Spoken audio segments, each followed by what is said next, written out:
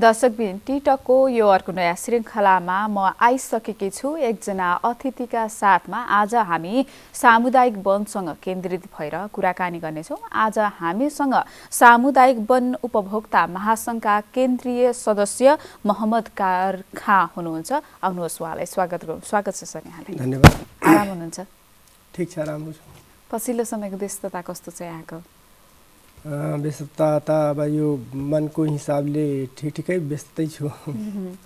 जस्तो यो सामुदायिक वनको केन्द्रीय सदस्य हुनुहुन्छ यहाँ, जस्तो सामुदायिक वनमा रहेर काम गरिरहँदाखेरि सामुदायिक वनको भूमिका कस्तो हुन्छ, के हुन्छ, यहाँलाई कस्तो लाग्छ? त्यो सामुदायिक वनको भूमिका के छ त? सबै नागरिकका लागि या सबै प्राणीहरूका लागि चाहिँ सामुदायिक वनको भूमिका कस्तो रहन्छ? धन्यवाद। अहिले नेपालमा खास गरिकन कुल क्षेत्रफलको 44.74% वन क्षेत्र छ, कुल वन क्षेत्र। त्यसमध्ये अहिले नेपालमा 22,000 सामुदायिक वन समूहहरू गठन भएर वनको व्यवस्थापन गरिराख्नु भएको छ। लगभग 40%, त्यसमध्ये 40% वन क्षेत्रफल अहिले सामुदायिक वन उपभोक्ताहरू लगभग 30 लाख घरधुरीका 1.5 करोड जनताहरू त्यहाँ आबद्ध भएर वनको व्यवस्थापन पद्धतिमा लागिराख्नु भएको छ। यद्यपि अहिले म अलिकति इतिहासलाई खोताल्न चाहन्छु। सुरुमा नेपालमा वनको हिसाबले वन र मानवको सम्बन्ध यति घनिष्ठ सम्बन्धको रूपमा रहँदै आइराखेको थियो। राणाकालीन अवस्थामा यसलाई चाहिँ वनलाई उजाड गर्ने किसिमको तथा आफ्नो आसेपासेहरूलाई किपट वीरताको रूपमा वितरण गर्ने प्रक्रियाको सुरुवात गरे, यो एउटा विकासको हिसाबले।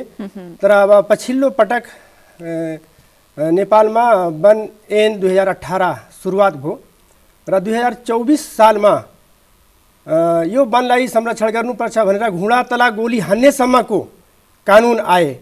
तर त्यो कानुनले झन्झन वनलाई विनाश गर्दै गर्दै लग्यो। जब 2036 साल आयो निर्दल बहुदलको बेलामा, त्यसपछि झन वन विनाश हुँदै गयो र विदेशी विद्वानहरूले नेपालमा आएर अध्ययन गरे र यो नेपालको वनको विनाशक्रम यही अवस्था रहिरह्यो भने 20-25 वर्षपछि यो वन उजाड हुन्छ, विनाश हुन्छ भनेर उहाँहरूले प्रतिवेदन सार्वजनिक गर्नुभयो र सबैको चाहिँ ध्यान केन्द्रित भयो। अब यो वनलाई कसरी जोगाउने भनेर त्यसपछि चाहिँ जनसहभागितामूलक पद्धतिबाट यो सम्भव छ भन्ने हिसाबमा कुरा चल्दाखेरि 2046 सालमा वन विकास गुरु योजना आयो, जसले चाहिँ जनसहभागितामूलक पद्धतिलाई, वनको सतत उपयोग र त्यहाँका गरिब र समुदाय आदिवासीहरूलाई यसलाई व्यवस्थापन गर्न दियो भने राम्रो हुन्छ भन्ने हिसाबमा 2049 सालमा वन ऐन आयो, वन नियमावली 2051 मा आयो। त्यो चाहिँ एउटा दुनियाँको जनपक्षीय कानुनको रूपमा र वनको अपनत्व र वनको सम्बन्ध प्रत्यक्ष त्यहाँको आदिवासी समुदायसँग चाहिँ रहेको कारणले गर्दा यो वन त्यहाँ जिम्मा र हस्तान्तरणको प्रक्रियाको सुरुवात भयो र सामुदायिक वनको लहर नेपालमा आइसकेपछि चाहिँ त्यो एकदमै उजाड भएको, आबाद भएको नङ्गा डाँडाहरू चाहिँ सबै हराभरा हुँदै गयो र पछिल्लो पटक म सर्टकटमा भन्न चाहन्छु कि 39% वन क्षेत्र थियो, तर अहिले चाहिँ 44.75 मानम 45%, 5% वन क्षेत्रै बढ्यो। हैसियत भन्दा पनि वन क्षेत्रै बढ्यो। यो एउटा गौरवको कुरा हो, एउटा दुनियाँको नमुनाको कुरा हो, जुन कुरा त्यहाँको उपभोक्ताहरूको मेहनत परिश्रमले गर्दा चाहिँ अहिले वन क्षेत्र दुनियाँमा चाहिँ एउटा ख्याति प्राप्त गरेको छ। एउटा नमुना कार्यक्रमको रूपमा सामुदायिक वन छ र यो पद्धतिलाई कुरा गर्दाखेरि अहिले मैले एउटा चाहिँ कुरा भनिसकेँ। त्यसको चाहिँ तपाईँको भूमिकाको हिसाबले कुरा गर्दाखेरि अहिले दिगो विकास लक्ष्य 17वटा गोलमध्ये 15वटा गोल त सामुदायिक वनले नै टेवा पुर्याएको छ। यो एउटा चाहिँ राम्रो कुरा हो र त्यसपछि हामीले त्यहाँको घाँस दाउरा इत्यादिको कुरा मात्रै गर्नुभन्दा पनि त्यसको वातावरणीय पक्ष त छँदैछ, हामीले संरक्षण गरेको। तर चाहिँ त्यहाँ चाहिँ सामाजिक विकासका कुराहरू गर्दाखेरि बाटो घाटो, बत्ती, बिजुली र त्यहाँको चाहिँ प्रकोपको कुराहरू अहिले कोरोनाकै बेलामा चाहिँ र भूकम्प आएको बेलामा पनि सामुदायिक वनको त्यहाँ भूमिका छ। र जब नेपालमा 10 वर्ष द्वन्द्वकाल थियो, त्यति बेला फिल्डमा गाउँघरमा कोही जान सक्ने अवस्था थिएन। त्यति बेला सामुदायिक वनको भूमिका त्यहाँ अत्यन्तै राम्रोसँग भयो, सामाजिक परिचालन त्यहाँ भयो। त्यहाँ विकासका थुप्रै कामहरू सामुदायिक वन समूहहरूले गरे। त्यहाँका असहाय वृद्ध छात्रवृत्तिका कुराहरू, विद्यालयका कुराहरू, स्वास्थ्य क्षेत्रमा थुप्रै चाहिँ यस्तो आफ्नो भूमिका निर्वाह गरेको, त्यो विकास निर्माणमा थुप्रै चाहिँ टेवा पुर्याएको भन्ने चाहिँ हामीलाई चाहिँ अहिले लागिराखेको छ। त्यसैले म पछिल्लो पटकको यदि कुरा गर्नुहुन्छ भने के हो भने अहिले चाहिँ जुन कोरोना आयो, त्यो कोरोनाको पिरियडमा नेपालमा जति त्यो 1300-1400वटा चाहिँ भवन थिए सामुदायिक वनको, त्यो सबै हामीले क्वारेन्टाइनको रूपमा चाहिँ दिने भनेर कुरा गऱ्यौँ र लगभग 15 करोड बराबरको चाहिँ राहत त्यहाँको गरिब विपन्नहरूलाई चाहिँ राहत प्रदान गरेको छ। त्यहाँ चाहिँ हामीले सचेतनाको एउटा अभियानको हिसाबले जो जहाँ छ त्यहीँबाट एउटा अभियानको रूपमा हामीले त्यहाँ सुरुवात गरेर त्यसरी चाहिँ पुर्यायौँ र यो त सामाजिक रूपमा, आर्थिक रूपमा अनि यो चाहिँ समावेशी को एउटा उदाहरण हो सामुदायिक वन। जस्तै महिला पुरुषको कुरा गर्नुहुन्छ भने हामीले त्यति बेलैदेखि 50% महिलाहरूको त्यहाँ सहभागिता हुनुपर्छ। त्यहाँ आदिवासीहरूको, दलितहरूको, मुस्लिमहरूको, मधेसीहरूको त्यसरी चाहिँ सहभागिताको हिसाबले पनि अत्यन्तै राम्रो भएर आएको छ। र मैले यसमा थप राजनीतिक कुरा यदि गर्ने हो भने जनआन्दोलन 62-63 सुरुवात भयो। त्यति बेला नागरिक सङ्गठनहरूमध्ये सबैभन्दा पहिला सामुदायिक वनभोक्ता महासङ्घ नेपालले चाहिँ यो शाही सत्ता हामीले चाहिँ जरैदेखि फाल्नुपर्छ भनेर उसले चाहिँ हिम्मतका साथ निर्णय गर्यो। अरू कसैले गर्न सकिरहेको थिएन। राजनीतिक दलहरू जानुहुन्थ्यो, भाग्नुहुन्थ्यो, लुक्नुहुन्थ्यो, तर चाहिँ हामीले लाखौँ लाख हरेक जिल्लामा सडकमा उतारिसकेपछि चाहिँ त्यहाँ चाहिँ आन्दोलनको सुरुवात भएको थियो र हामीले चाहिँ उपलब्धि त्यहाँनिर पनि प्राप्त गऱ्यौँ। हामीले संविधान सभाको निर्वाचनमा पनि हामीले अत्यन्तै सामुदायिक वनले आफ्नो भूमिका त्यहाँ भोलिन्टरी भूमिका निर्वाह गरेको छ र चाहिँ हामीले यसरी चाहिँ सामुदायिक वनको भूमिका अहिले यदि हेर्नुहुन्छ भने राम्रोसँग जलवायु परिवर्तन दुनियाँको अहिले चाहिँ सबैको एउटा टाउको दुखाइको विषय छ, तर सामुदायिक वन नेपालमा यो चाहिँ कार्बन सत्याधिकरणको उसमा चाहिँ अत्यन्तै राम्रोसँग सहयोग पुर्याएको छ। यो चाहिँ जलवायु परिवर्तन न्यूनीकरणमा अत्यन्तै चाहिँ टेवा पुर्याइरहेको छ। यसले चाहिँ यो जलवायु परिवर्तन अनुकूलन लापा कापा योजनाहरू साना त्यसमा पनि उसले चाहिँ आफ्नो क्षमता प्रदर्शन गरिरहेको छ, लगानी गरिरहेको छ। यो संपूर्ण रूपमा हेर्ने हो भने अहिले चाहिँ सामुदायिक वन यसरी चाहिँ व्यवस्थापनको हिसाबले राम्रोसँग गर्दै आइरहेको अवस्था चाहिँ त्यहाँ देखिन्छ। जस्तो यो सामुदायिक वनहरू संरक्षण गरिन्छ होइन, पछिल्लो समय अझ राम्रोसँग विस्तार पनि भइराखेका छन्। खासमा संरक्षण गर्नुपर्ने या यसका उद्देश्यहरू के छन्? किन चाहिँ त्यसलाई संरक्षण गर्दाखेरि चाहिँ त्यो अझ बढी त्यसलाई चाहिँ हामीले फाइदाजनक या अझ राम्रोसँग अगाडि बढाउन सक्छौँ या के छ? अनि यसले यो संरक्षण गर्दा हामीलाई के फाइदा हुन्छ, के छ त्यो चाहिँ? मैले हजुरको प्रश्नको जवाब पहिला दिइसकेको छु। थोरै मैले छोटकरीमा लिन चाहे। अब यो मैले यसको इतिहास पनि भनिसके। पहिला नेपालको वन उजाड हुँदै गइराखेको थियो। अब यसलाई चाहिँ जनतालाई नै सुम्पुनुपर्छ। यो चाबी जसको चिज हो, यो प्राकृतिक स्रोत उसैको हातमा दियो भने त्यो सुरक्षा हुन्छ। सुरक्षाको हिसाबले दियो। अब चाहिँ त्यसबाट फाइदा भनेको घाँस दाउरा काठ मात्रै होइन, अब त थुप्रै सामाजिक विकासका कुराहरू जस्तो के विकास गर्न सकिन्छ त? घाँस दाउरा त एक ठाउँमा रह्यो होइन, त्यसका अलावा अन्य के विकास गर्न सकिन्छ? अहिले हामीले पछिल्लो पटक यो चाहिँ वन नीति 2075 आएको छ र हामीले सामुदायिक वनभोक्ता महासङ्घबाट भूमिका खेल्यौँ र समृद्धिको लागि वन नीति भनेर 2075 निर्माण गर्न हामीले सफल भएका छौँ होइन।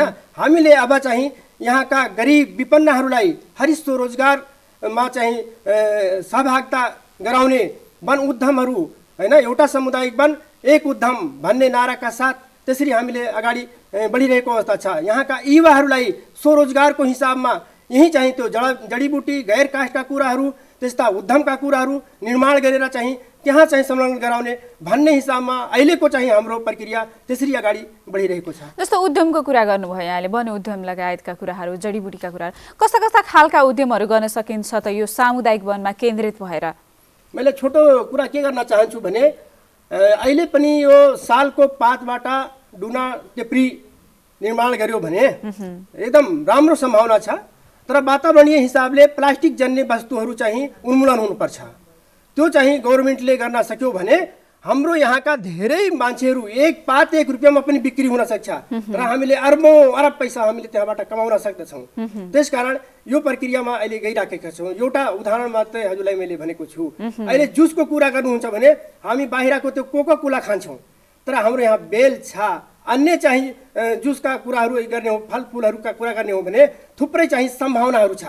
त्यसकारण यो सम्भावनालाई हामीले त्यहाँ चाहिँ गराउन खोजिराखेका छौँ। हामी अहिले बसिराखेका छौँ, मलाई खुसी लागिरहेको छ। यो नेपालमै बनेको बेत हो, हामी यहाँ बसिराखेका छौँ। यो फर्निचरको कुरा, यो फर्निचर उद्यमका कुरा यदि गर्ने हो भने हामीले यो फलाम बाहिरबाट आउँछ हैन, विदेशबाट आउँछ, प्लास्टिकहरू विदेशबाट आउँछन्, त्यसलाई हामीले युज गर्छौँ। तर स्वास्थ्यको हिसाबले हेर्ने हो भने हामी यही फर्निचर यदि उद्यमहरू चाहिँ निर्माण गर्यौँ भने हाम्रो यहाँ पैसा पनि हुन्छ र स्वास्थ्यको लागि राम्रो पनि हुन्छ भन्ने हिसाबले यस्ता कुराहरू हामीले गर्न सामुदायिक वनबाट खोजिराखेका छौँ। जस्तो सामुदायिक वनमा एउटा आरोप पनि लाग्ने गरेको छ नि कि जस्तो अब सामुदायिक वन बढी अन्य कमाउने विषयमा बढी केन्द्रित भयो, जडीबुटी जन्य पदार्थहरू लगाउनमा त्यति धेरै वृक्षारोपण, त्यस्ता खालका वृक्षारोपणमा त्यति धेरै सक्रियता देखिएन भनिएको छ। त्यो अवस्था साँच्चै छ कि के छ त्यो अवस्था? एकदमै गलत हो, झुठो हो। प्रमाणको हिसाबले मैले हजुरलाई भनिसकेको छु, 39%बाट 45% वन क्षेत्रै बढाएको सामुदायिक वनको वन त बढ्यो हैन, वन बढ्यो र चाहिँ नङ्गा डाँडाहरू आवाज जस्तो खोला खल्सीमा एकदमै चाहिँ वारका पार देख्ने गरी यही बाँके बर्दियामा यदि हेर्नुहुन्छ भने त्यस्तो अवस्था थियो। अतिक्रमणमा परेका वन क्षेत्रहरूलाई हराभरा बनाएको, वृक्षारोपण नगरिकन त हुँदैन।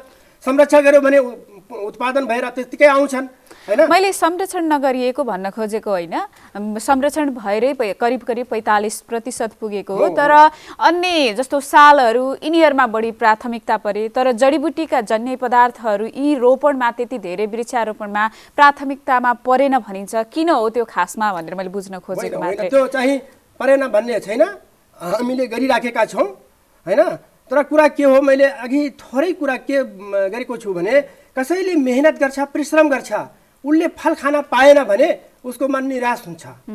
हामीले त्यो गर्न खोजेका छौँ, जडीबुटीका कुराहरू सबै गर्न पनि गरिराखेका छौँ। तर त्यसको राम्रोसँग बजार भइदिएन भने, त्यो बिक्री भइदिएन भने, किन्ने मान्छे आइदिएनन् भने, र राज्यले त्यसमा योगदान पुर्याइदिएन भने अनि त्यहाँका गरिब मान्छेहरूको मन के होला। त्यसैले गर्दा हामीले त्यो एकदमै नगर्ने भन्ने कुरा पनि होइन, यो आरोप पनि गलत हो। र हामीले भनेका छौँ अबको बाटो भनेको समृद्धिको बाटो हो।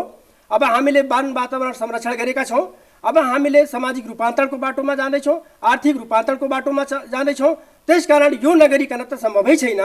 तर यस्ता कहिले कहीँ प्रतिबन्धको कुरा आउँछ, त्यसकारण त्यो प्रतिबन्ध पनि हटाइदिने र दूरीहरूको कुरा आउँछ। जब हामीले त्यहाँ उद्यम सञ्चालन गर्न थाल्छ, वनमा किन गर्न दिने, 1-1.5 किलोमिटर टाढा गर्नुपर्छ भन्नेसम्म पनि कुरा आउँछ र त्यसले चाहिँ अलिकति त्यहाँ हरास पैदा गर्छ। त्यसकारण त्यो कुरालाई पनि अलिकति हटाउनुपर्छ र त्यसरी हौसला जन्ने कामहरू सरकारले पनि त गर्नुपर्छ नि।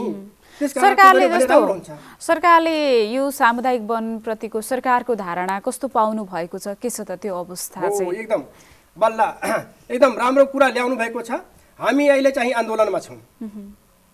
जब यो चाहिँ सबै कुराहरू एउटा जिम्मेवारी अधिकारका कुराहरू गरिसकेपछि वनको अवस्था अहिले आयो र यसमा चाहिँ सबैको आँखा लाग्न थालिसकेको छ।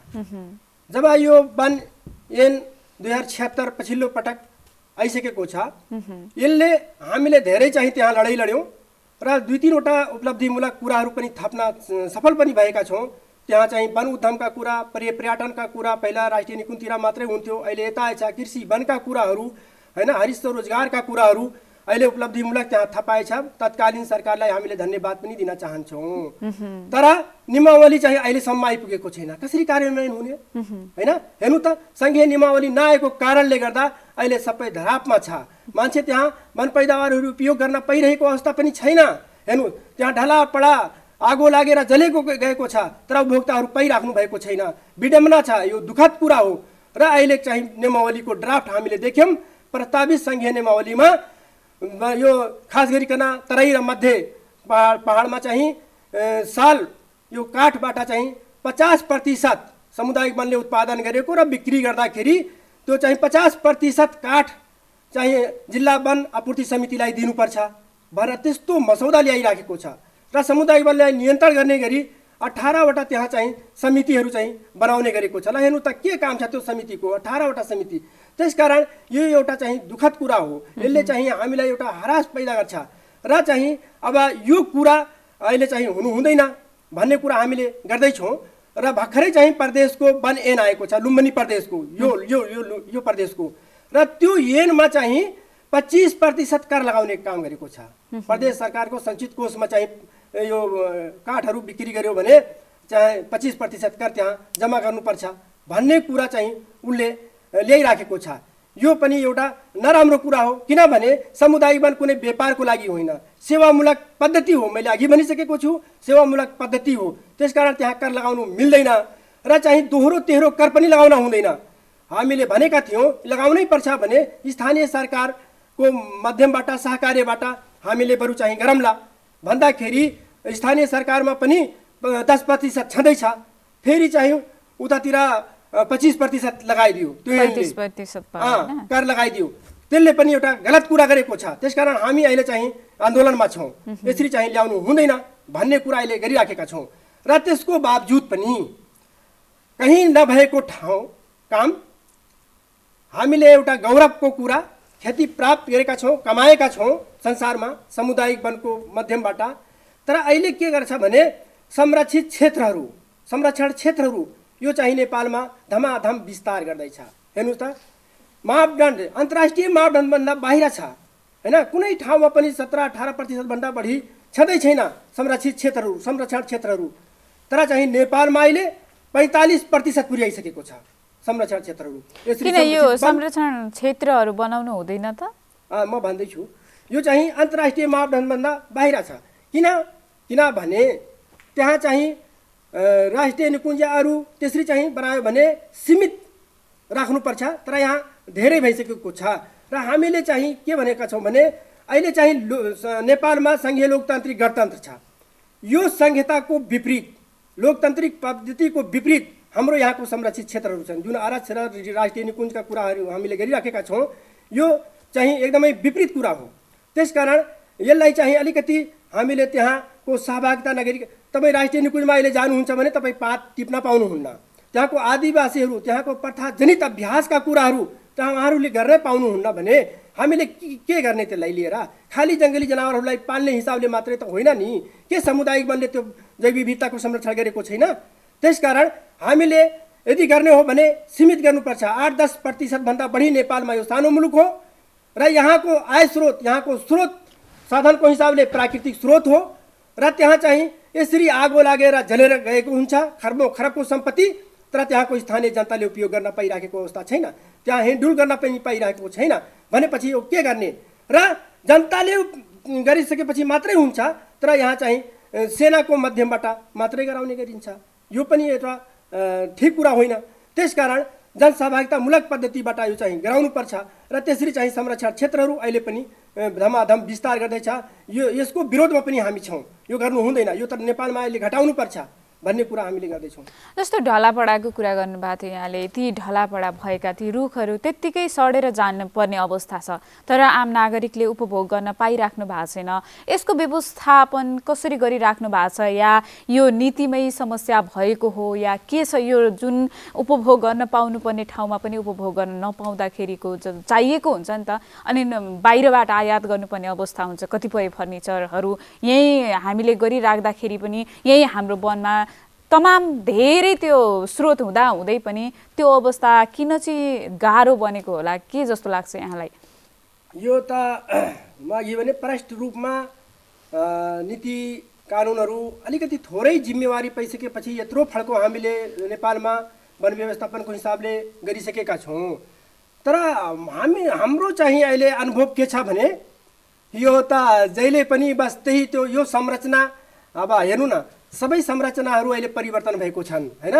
अब यो संरचना परिवर्तनको क्रममा वन क्षेत्र चाहिँ परिवर्तन भएको छैन। तपाईँको स्थानीय सरकारको उसमा तपाईँ जानुहोस्, कृषि छ, शिक्षा छ, स्वास्थ्य छ, सबै कुराहरू छ, तर वन छैन। हेर्नुहोस्, चेन अफ कमान्ड पुलिसको जस्तो चाहिँ त्यहाँ अहिले यो संरचना छ। डेपोहरू आफ्नो हातमा लिइराख्नु भएको छ, प्रशासन वन प्रशासनले आफ्नो हातमा यो पकड जमाइराख्नु भएको छ। उहाँहरूको मन लागे जे पनि गर्नुहुन्छ, त्यो हिसाबमा चाहिँ यो ठिक कुरा होइन। त्यसकारण नीतिको हिसाबले के हो भने प्रत्यक्ष रूपमा त्यहाँका सामुदायिक वन समूहहरूले उपयोग जसरी संरक्षण गरेका छन् त्यसरी उपयोग निर्विवाद रूपमा चाहिँ गर्न पाउनुपर्छ भनेर प्रष्ट रूपमा नभए भू स्वामित्व सहितको वन हस्तान्तरण भयो भने त्यहाँ चाहिँ यो यस्तो किसिमको चाहिँ कहिल्यै पनि पर्दैन। हामीले त अनुभव गऱ्यौँ, लामो सङ्घर्षका बावजुद जहिले पनि कहिले वनको पैदावारहरू नै चाहिँ रोक्का गरिदिने, कहिले चाहिँ वन हस्तान्तरण प्रक्रिया अवरुद्ध गरिदिने, कहिले चाहिँ वन पैदावार उपयोग गर्न पनि नियन्त्रण गरिराख्ने र त्यो चाहिँ नष्ट भएर जाने तर चाहिँ ल्याउन नपाउने भनेर गरिराखेको छ नि। यो चाहिँ सबै खाडलहरू चाहिँ यहीँबाट अन्त हुन्छ, त्यसरी गयो भने राम्रो हुन्छ भन्ने कुरा हो।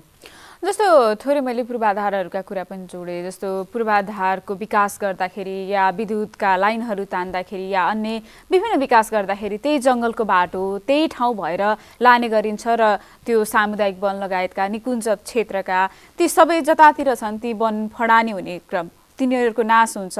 यो चाहिँ यसको विकल्प अरू केही छैन या त्यतैबाट लानुपर्ने हो या अन्य विकल्प के छ त्यसको चाहिँ व्यवस्थापन कसरी गर्नु? हामीले चाहिँ सामुदायिक वनको हाम्रो चाहिँ अवधारणा अनुसार सकेसम्म हैन विकल्प भए त्यो विकल्प अपनाउनु पर्छ।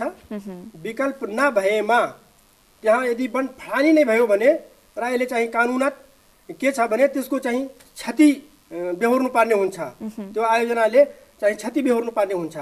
तर अहिले चाहिँ विडम्बना के छ भने त्यसको क्षति पनि त्यहाँको मान्छेहरूले पनि पाउँदैनन्। त्यो वनको जति क्षेत्रमा फडानी हुन्छ त्यति हामीले चाहिँ त्यहाँ फेरि चाहिँ लगाउनु पर्ने हुन्छ, त्यति चाहिँ क्षतिपूर्ति दिनुपर्ने हुन्छ।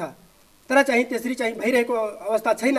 त्यसकारण यो वनमा सकेसम्म त लैजानै हुँदैन, लग्यो भने त्यसको क्षतिको विकल्पको हिसाबमा त्यहाँ पुर्याएर बल्ल त्यो चाहिँ काम गर्नुपर्छ भन्ने चाहिँ हाम्रो कुरा हो। आखिर त्यो वन विनाश त हुन्छ होला नि त त्यसरी लाँदा? त्यही त मैले वन विनाश जस्तै 2-4 वटा रुख वन विनाश भयो भने 10-20 वटा रुख बिरुवाहरू लगाउने किसिमको पद्धति वातावरण बनाउनु पर्छ त्यहाँ त्यो क्षतिको हिसाबले।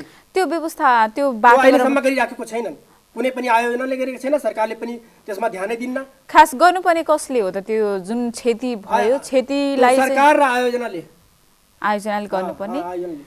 परियोजना जस्तो अन्य कुराहरू पनि छन्, जस्तो वैज्ञानिक वनका अवधारणाहरू पनि आएका थिए। अहिले वैज्ञानिक वनको अवधारणा कहाँ पुगेको छ या के छ त्यसको अवस्था चाहिँ?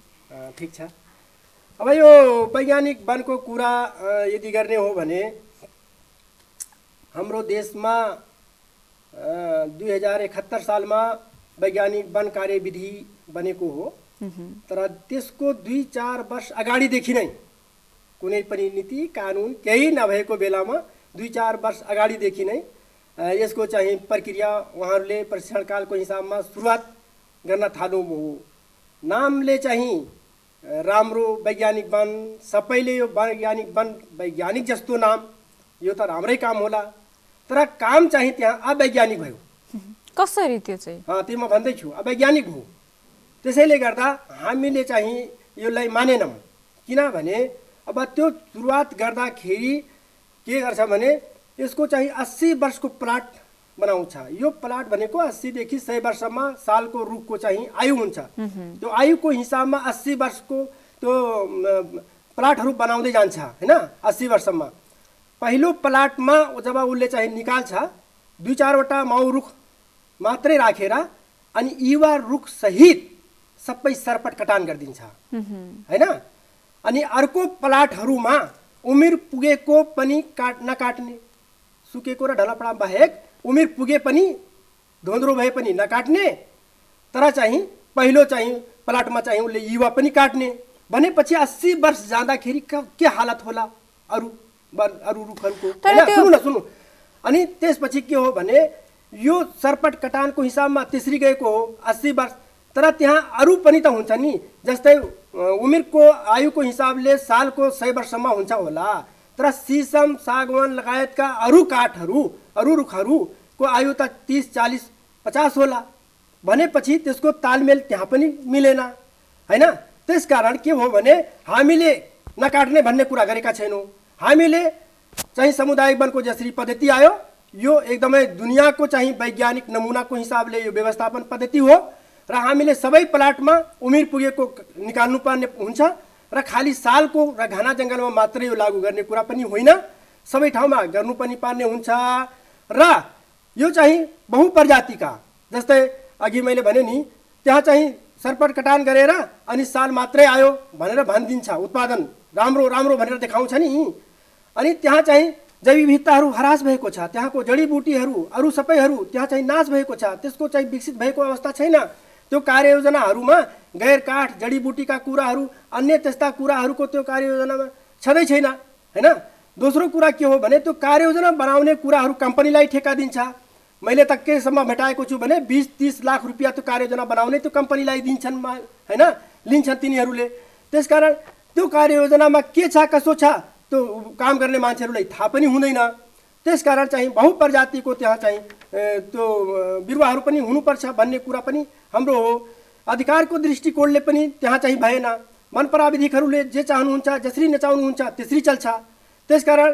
त्यो यो कन्सेप्ट चाहिँ ठिक भएन र यद्यपि यो उहाँहरूले धमाधम लागू गर्दै जानुभयो पछिल्लो पटक गएको वर्षमा चाहिँ मिडियामा यो वनफानी भयो पश्चिमतिर कैलाली कता कता भनेर मिडियामा आइसकेपछि सरकारले चाहिँ 3वटा चाहिँ अध्ययन टोली गठन गरेको छ उच्च स्तरीय छानबिन समिति एउटा संसदीय छानबिन समिति लेखाको र एउटा चाहिँ प्राकृतिक स्रोत साधन समिति अनि उहाँहरू चाहिँ जानुभयो 3टै समिति खट्नुभयो र चाहिँ उहाँहरूले प्रतिवेदन पेश गर्नुभयो र नेपालमा यो वैज्ञानिक वनको जुन पद्धति हो यो अवधारणा जुन आइराखेको छ यसले नेपालको वनलाई विनाश गरिदिन्छ वातावरणीय हिसाबले राम्रो भएन सामाजिक हिसाबले राम्रो भएन यसले चाहिँ आर्थिक रूपमा राम्रो भएन सुशासनको दृष्टिकोणले यो राम्रो भएन त्यसकारण यो खारिजी हुनुपर्छ भन्ने हिसाबले चाहिँ गएको वर्षमा वैज्ञानिक वन व्यवस्थापन पद्धति यो कार्यविधि चाहिँ खारिज भएर अगाडि बढेको छ यो खारिज भइसक्यो र चाहिँ अब कुरा के छ भने यो खारिज भइसकेपछि हाम्रो चाहना के हो भने यो हाम्रो यहाँ मात्रै होइन खाली काट्ने कमाउने खाने नियतले आएको यो हो व्यापारिक परियोजनको हिसाबले हैन वन माफियाहरूले त्यसरी चलखेल खरे तर चाहिँ हाम्रो यहाँ मात्रै होइन संसारमा कुनै ठाउँमा अहिले वैज्ञानिक वन छैन कुनै ठाउँमा भए पनि असफल भएर उहाँहरूले धेरै क्षति बेहोर्नु पर्यो अनि चाहिँ असफल भएर गएको छ र दिगो वन व्यवस्थापनको पद्धतिको कुरा हामीले गरिरहँदाखेरि अहिले चाहिँ वनको दिगो व्यवस्थापन पद्धति हो राम्रो पद्धति हो यसलाई हामीले गरौँ भनिसकेपछि त्यसलाई चाहिँ हामीले प्रस्ताव लग्यौँ स्वीकार्न पनि स्वीकारे र यसको मापदण्डहरू बनाउने कुरा थियो 1 वर्षदेखि उहाँहरूले आनाकानी गरिराख्नु भएको छ ठिक छ भन्दै हुनुहुन्छ तर चाहिँ अब नाम जे राखे पनि काम वही गर्ने हैन त्यसकारण चाहिँ काम वही गर्ने भएपछि त्यो काट्ने कुराहरू धेरै त्यसमा राख्न खोजिराख्नु भएको छ उपभोक्ताहरूको अधिकार अलिकति कम गर्न खोजिराख्नु भएको छ हामीले मानिराखेका छैनौँ यसको अवधारणा हो यसको पद्धति हो दिगो वन व्यवस्थापनको वनको दिगो व्यवस्थापनको त्यसकारण त्यो पद्धतिलाई हामीले चाहिँ त्यहाँ राख्नुपर्छ भनेर आनाकानी गरेर अहिले त्यो पनि ल्याउन सकिरहेको अवस्था छैन सर जस्तो यो वैज्ञानिक वनको थोरै मैले फेरि पनि जोड्न चाहे जुन रुख कटान गरिएको छ पुरानो धेरै वर्ष रहेका रुखहरू कटान गर्ने भने जस्तो युवा रुखहरू पनि काटिएको कुरा यहाँले गर्नुभयो त्यो काटिएको ठाउँमा वृक्षारोपण पनि गर्नुपर्ने त्यसमा पनि थियो हैन त्यो चाहिँ भयो कि भएन त त्यो कटान मात्रै भयो वृक्षारोपणको अवस्था केही पनि रहेन त्यही भएर नै अब त्यो खारिज पनि भयो होला हैन विभिन्न कारणवश खारिज भएछ तर उनीहरूले फेरि कोसिस गर्दैछन् लुम्बिनी प्रदेशको सरकारले त मैले सुने अनुसार वैज्ञानिक वनै ठिकै छ भन्ने कुरा चाहिँ उहाँहरूले भित्रभित्र चाहिँ लादन खोजिराख्नु भएको छ तर हामीले आन्दोलन गरिराखेका छौँ सकेसम्म यो सरकारले त्यसरी गर्दैन होला भन्ने जस्तो मलाई लागिराखेको छ तर अर्को कुरा जुन सोध्नुभयो बहुत राम्रो कुरा हजुरले ल्याउनु भएको छ म धन्यवाद दिन चाहन्छु उहाँहरूले त आफसे आफ आउँछ भन्नुहुन्छ के सालको मात्रै सपनाको हिसाबले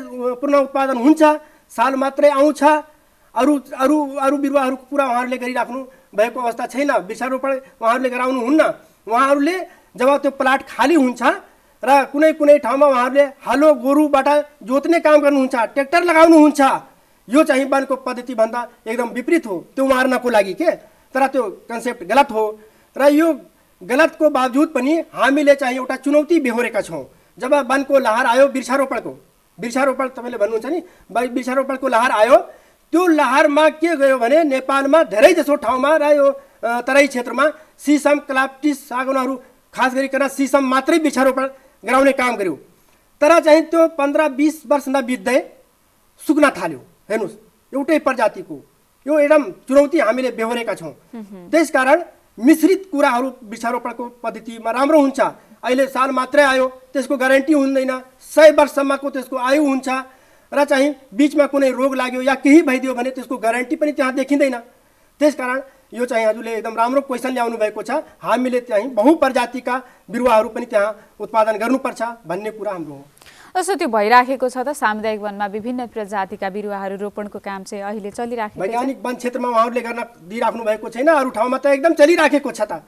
हामीले त वर्षमा कम्तीमा त करोडौँ बिरुवाहरू चाहिँ हाम्रो त अभियानै हो।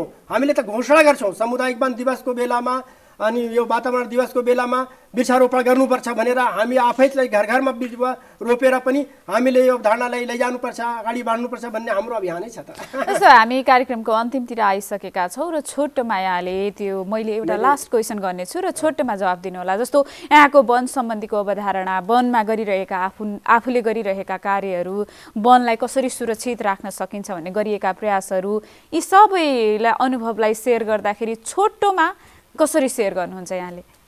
मैले एउटा कुरा यहाँ चाहिँ अलिकति थप्न चाहेँ। हामीले अलिकति पहिला यहाँको अलिकति ठुलो समस्याको रूपमा वनमा वन्यजन्तु संरक्षण क्षेत्र राष्ट्रिय निकुञ्जहरू छ। यहाँ बाँकेमा पनि छ, बर्दियामा पनि छ, देशको चाहिँ धेरै ठाउँहरूमा छ।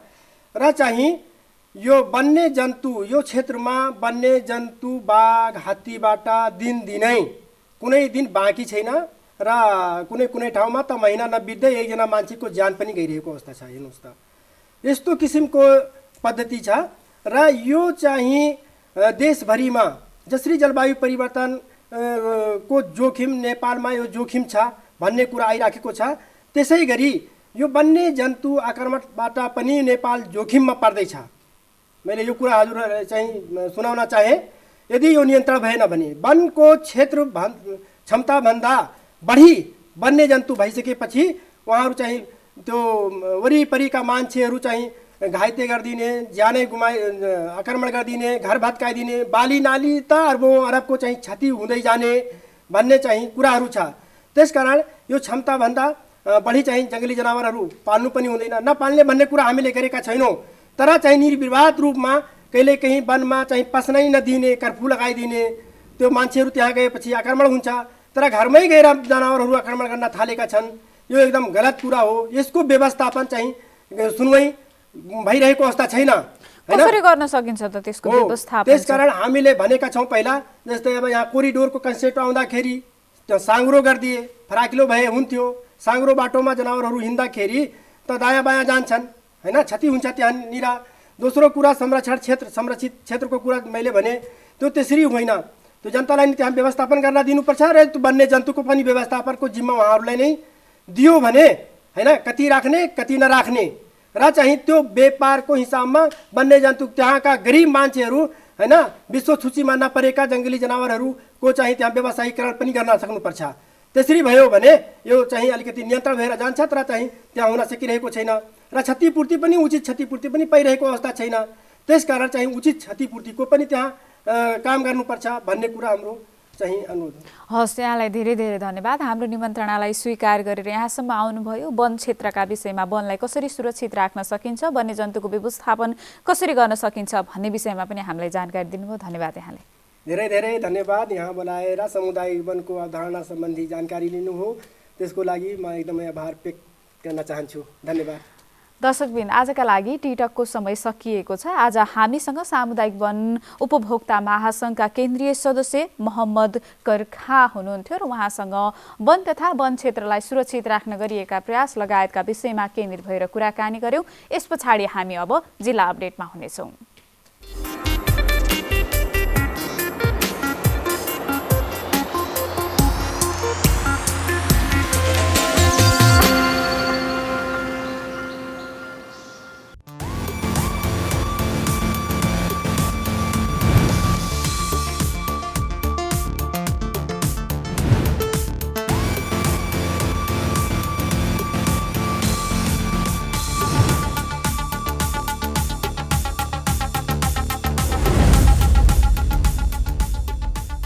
दर्शकबिन, हामी जिल्ला अपडेटमा छौँ र जिल्ला अपडेटमा हामी हाम्रा विभिन्न जिल्ला संवाददाताहरूसँग कुराकानी गर्ने गर्दछौँ र त्यहाँको परिस्थिति हेरेर त्यहाँका त्यस जिल्लाका सम्बन्धित निकायका पदाधिकारीहरूसँग पनि हामीले कुराकानी गर्ने गर्दछौँ। आज हामी गुल्मी जिल्लासँग जोडिनेछौँ।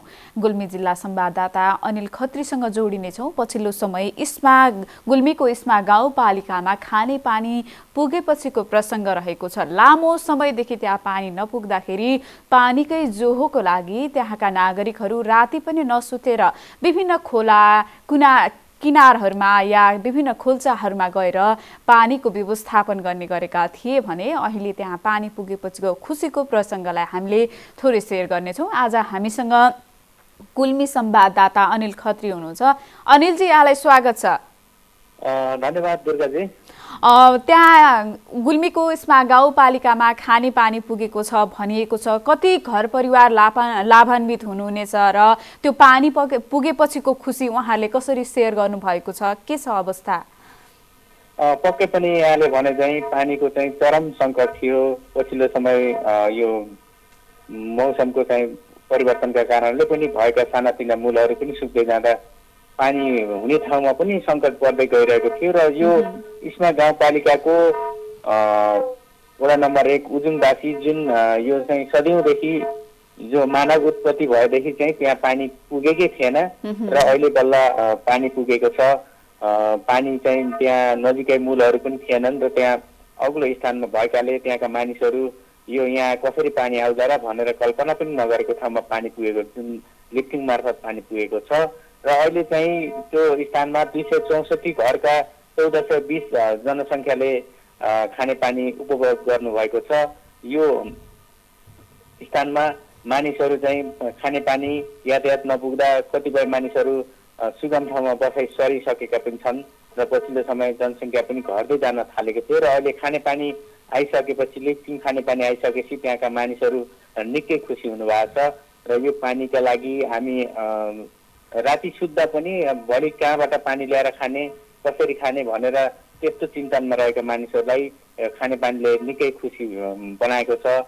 जुन चाहिँ त्यहाँ विद्यार्थी लगायत आमा दिदीबहिनीहरूलाई पानीको निकै समस्या पर्ने गर्दथ्यो। विद्यार्थीहरू पनि खानेपानी स्कुल जाँदा पनि गाग्रीमा नाम लिएर पँधेरामा गाग्री राखेर स्कुल पढेर फेरि फर्केर आउँदा पानी लिएर आउने अवस्था थियो र त्यो अवस्था अहिले टरेको छ।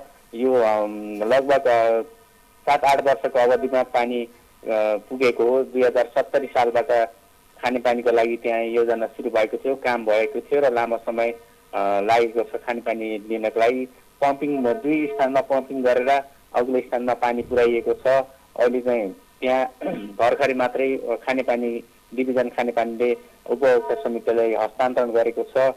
यो झन्डै 4 करोडको लगानीमा खानेपानी लिफ्टिङ खानेपानी विस्तार भएको र अहिले चाहिँ त्यहाँको जनसंरक्षण झन्डै 1 करोडको जनसंरक्षण पनि भएको छ। त्यसले गर्दा त्यहाँका मानिसहरू निकै खुसी हुनुहुन्छ। यो सम्भव चाहिँ कसरी भयो? जस्तो यो पानी, त्यहाँ पानीको स्रोत पनि नभएको र मूलहरू पनि नजिक नभएको यहाँले जानकारी गरिराख्दाखेरि त्यो अवस्था, यसलाई सम्भव चाहिँ कसरी बनाइयो? कहाँबाट त्यो पानी ल्याएर चाहिँ त्यहाँका नागरिकहरूको घर घरमा धारा पुर्याइयो? यो कसरी सम्भव भयो? यो इस्मा गाउँपालिका वडा नम्बर 1 सोही गाउँपालिका वडा नम्बर 1 यो निस्ती खोला नजिकै तला खोलाबाट चाहिँ पानी लिफ्टिङ गरिएको हो। यो लगभग 15-20 किलोमिटर तल पर्दछ सिधा हिसाबले। त्यसरी चाहिँ माथि फालेर पुर्याइएको पानी हो र अहिले चाहिँ पछिल्लो समय पानी यो लिफ्टिङ खाने पानी अलिकति महँगो पर्न जान्छ। यो पानी चाहिँ आम चाहिँ सर्वसाधारणका लागि अलिकति महँगो, बिजुलीको बिल धेरै आउने भएको हिसाबले यो खर्च पनि अलिक बढी छ। जुन यो खानेपानीमा मानिसहरूले आफ्नो चाहिँ समय खर्चिनुहुन्थ्यो, त्यो समयलाई अन्त युज गरेर, अन्त प्रयोग गरेर त्यसबाट आम्दानी गरेर यसलाई चाहिँ खानेपानीको पूर्ति गर्न पर्ने अवस्था छ। यो यसको पनि त्यहाँका मानिसहरूले चाहिँ खुसीसँगै एउटा चाहिँ समस्या पनि तेर्साउनु भएको छ। जुन चाहिँ खानेपानीको विद्युतको बिल धेरै आउने र हामीलाई चाहिँ शुल्क धेरै लाग्ने र यसलाई सरकारले पनि केही विद्युतमा चाहिँ मिना गरिदियोस् भनेर उहाँहरूले पनि माग राख्नु भएको छ र उहाँहरू निकै खुसी हुनुहुन्छ। यो खुसी, उहाँहरूको खुसी हामीले चाहिँ शब्दमा, उहाँहरूको खुसी व्यक्त गर्ने अवस्था छैन भनेर उहाँहरूले भन्नुभएको थियो र यसरी चाहिँ त्यहाँका मानिसहरू अब चाहिँ पलायन हुने क्रम यो खानेपानीले पक्कै पनि रोक्ने हामीले देखेका छौँ। जस्तो त्यहाँको त्यो विद्युतको कुरा गर्नुभयो यहाँले, विद्युतको बिल चाहिँ महँगो हुने र त्यसको लागि उनीहरूले चाहिँ मिना गर्नुपर्ने माग गरिरहँदाखेरि त्यो सम्बन्धित पक्षले चाहिँ त्यसतर्फ ध्यान चाहिँ दिएको छ या छैन, उहाँहरूलाई केही ल पुरै मिना गर्न नसके पनि केही सहुलियत रूपमा गर्न सकिन्छ भन्ने विषयमा चाहिँ के भइराखेको छ के छ? पक्कै पनि यो खानेपानी उद्घाटन समारोहमा पुग्नुभएका स्थानीय जनप्रतिनिधि र सङ्घीय सांसद पनि हुनुहुन्थ्यो। उहाँहरूले चाहिँ एउटा वचन त दिनुभएको छ। यो अहिले पहिलो चरणमा स्थानीय तहले चाहिँ अर्को आर्थिक वर्षमा यो विद्युतको मिनाका लागि पुरै शुल्क मिना नगरेर आधी शुल्क अथवा कति गर्न सकिन्छ त्यसलाई चाहिँ हामीले स्थानीय सरकारले गर्नेछौँ र यो चाहिँ केन्द्र सरकारले पनि विद्युतसित समन्वय गरेर यसलाई चाहिँ मिना केही हदसम्म चाहिँ मिना गर्नुपर्छ, गर्नेछौँ, पहल गर्नेछौँ भनेर जनप्रतिनिधिले आश्वासन दिनुभएको छ। यो लिफ्टिङ खानेपानीको अहिले समग्र देशैभरि एउटा चाहिँ सुगमता तुल्याए पनि विद्युतको बिल अत्याधिक धेरै आउने भएको हिसाबले चाहिँ यो महँगो छ। मानिसहरूले आफूले प्रयोग गर्नका लागि सोच्नुपर्ने अवस्था पनि देखाएको छ अहिले। जस्तो त्यो विद्युतको बिलको कुरा गरिरहँदाखेरि त्यो वितरणको अवस्थामा कसरी चाहिँ त्यो नागरिकहरूलाई मिटरमा आएको हिसाबले चाहिँ उहाँहरूले तिर्नुपर्ने छ कि या विद्युतको छुट्टै अझ धाराको पानी प्रयोग गरे बापत छुट्टै या के छ त्यो अवस्था चाहिँ? पक्कै पनि यो विद्युतको बिलको अनुसार यो पानीको मिटर सिस्टम पनि छ र विद्युतको बिल पनि छ। यसलाई चाहिँ विद्युतको बिल र मिटरको चाहिँ डिभाइड गरेर लिने व्यवस्था गरिएको छ। कतिपय स्थानमा उपभोक्ता समितिमा पैसा भएका ठाउँमा चाहिँ केही शुल्कहरू अलिक कम पनि गर्नुभएको छ र यो चाहिँ अहिले उजुङमा चाहिँ विद्युतको बिल र प्लस चाहिँ उसले प्रयोग गरेको आधारमा चाहिँ यसलाई तोकेर वितरण गर्नुभएको छ। जस्तो त्यो पानीलाई खानेपानीको रूपमा मात्र प्रयोग गर्न सकिनेछ कि अन्य सिँचाइका लागि पनि त्यो प्रयोग गर्न, जस्तो सामान्य तरकारी खेतीहरू यी गर्दाखेरि सिँचाइको रूपमा पनि प्रयोग गरिन्छ, त्यसमा पनि प्रयोग गर्न सकिनेछ या के छ? पक्कै पनि यो चाहिँ उजुङमा खानेपानी सुचारू भएको लगभग 3-4 महिना भइसक्यो र यो अवधिमा त्यहाँका मानिसहरूले आफूले खानेपानीसँगै त्यसलाई चाहिँ प्रयोग गरेर तरकारी पनि उत्पादन गर्न लाग्नु भएको छ। कतिपय मानिसहरूले त्यो स्थानमा चाहिँ सदरमुकाम तमघासबाट मसौराको तरकारी र आलु मात्रै जान्छ, त्यहाँका मानिसहरूले उत्पादन गर्दैनन् भनेर एउटा चाहिँ त्यो दृष्टिकोणले हेर्ने अवस्था थियो भने अहिले मानिसहरूले आफूलाई घर खर्च पुग्ने पराएको घरहरूमा चाहिँ तरकारी उत्पादन गर्न थाल्नु भएको छ र यो चाहिँ मानिसहरूले आफूलाई खानेपानी प्लस चाहिँ तरकारीलाई प्रयोग गर्नुभएको छ। हस्, यहाँलाई धेरै धेरै धन्यवाद त्यहाँको यो खानेपानीको विषयमा जानकारी गराउनु भएकोमा। हस्, धन्यवाद। दर्शकबिन, आज हामी गुल्मी जिल्ला संवाददाता अनिल खत्रीसँग जोडियौं। गुल्मीको इस्मा गाउँपालिका 1 उजुङमा खानेपानी पुगेपछिको खुसीको प्रसङ्ग आज हामीले कोट्याएका थियौं र त्यहाँका नागरिक लाभान्वित भएको विषयलाई उठाएका थियौं। यो सँगसँगै आजका लागि मर्निङ मिक्स अन्तर्गतका सम्पूर्ण सेगमेन्टहरू सकिएका छन्। भोलि फेरि हामी उपस्थित हुने नै छौं नयाँ विषय वस्तु सहित। आजका लागि कार्यक्रम मर्निङ मिक्सको समय सकिएको छ। कार्यक्रम यति बेलासम्म हेरिदिनु भयो यहाँहरूलाई धेरै धेरै धन्यवाद। तपाईको दिन शुभ रहोस्। एनटिभी कोहलपुर हेर्दै रहनुहोला। नमस्कार।